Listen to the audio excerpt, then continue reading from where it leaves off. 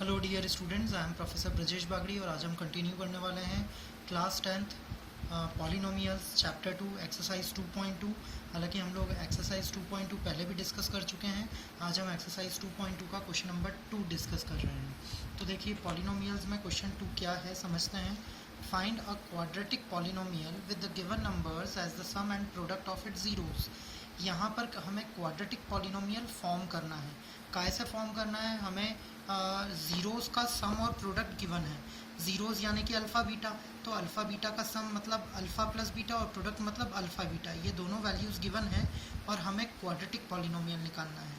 Last time जो हमने पढ़ा था, हमने क्वाड्रेटिक पॉलिनोमियल से अल्फ़ा बीटा फाइंड किए थे, लेकिन यहाँ पर अल्फ़ा प्लस बीटा और अल्फ़ा बीटा गिवन है, हमें पॉलिनोमियल बनाना है उसकी हेल्प से।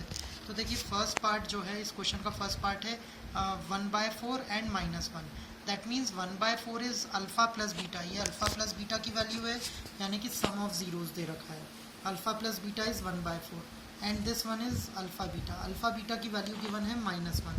तो देखिए अब यहाँ पर हम अल्फ़ा प्लस बीटा का फॉर्मूला अप्लाई करेंगे। Alpha plus beta is -b/a is equals to 1/4 और अल्फ़ा बीटा का फॉर्मूला होता है c/a which is equals to -1। लेकिन अब हमें क्या करना है, हमारा ऑब्जेक्टिव है कि इन दोनों एक्सप्रेशंस का डिनोमिनेटर सेम हो जाए। तो डिनोमिनेटर सेम करने के लिए यहाँ तो 4 है, यहाँ अपॉन में कुछ भी नहीं है मतलब 1 है, तो हमने इस -1 को 4 से मल्टीप्लाई डिवाइड कर दिया। जब हम इसको 4 से मल्टीप्लाई डिवाइड करेंगे तो ये बन जाएगा -b/a इज इक्वल्स टू 1/4 और c/a इज इक्वल्स टू -4/4। अब देखिए दोनों जगह डिनोमिनेटर सेम हो गया है और यहाँ पर अगर LHS में देखें तो यहाँ पर भी डिनोमिनेटर में है, यहाँ पर भी डिनोमिनेटर में है। दोनों साइड जब कंपेयर करेंगे तो a की वैल्यू यहाँ भी 4 हो जाएगी, a की वैल्यू यहाँ भी 4 हो जाएगी, तो a इज इक्वल्स टू 4। अब इस -b को 1 से कंपेयर किया तो b की वैल्यू -1 हो गई। इस c को -4 से कंपेयर किया तो c की वैल्यू -4 हो गई। मतलब हमारे पास a b c तीनों की वैल्यूज़ आ गई है। a b c तीनों की वैल्यूज़ आने के बाद अब हमने क्वाड्रेटिक पॉलिनोमियल डिज़ाइन किया।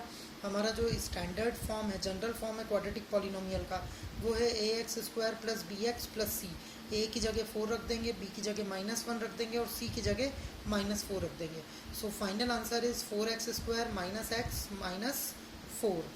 ओके, आई थिंक आप लोगों को ये समझ में आया होगा। बहुत इजी क्वेश्चन है, बहुत ही आसान है। नेक्स्ट पार्ट हम सॉल्व करके देखते हैं। ओके देखिए अब इसी क्वेश्चन का सेकंड पार्ट है 0,5। तो x यहाँ पर अल्फ़ा प्लस बीटा इज़ 0 और alpha beta is √5। Alpha plus beta की जगह अगेन हमने फार्मूला रखा -b/a इज इक्वल्स टू 0।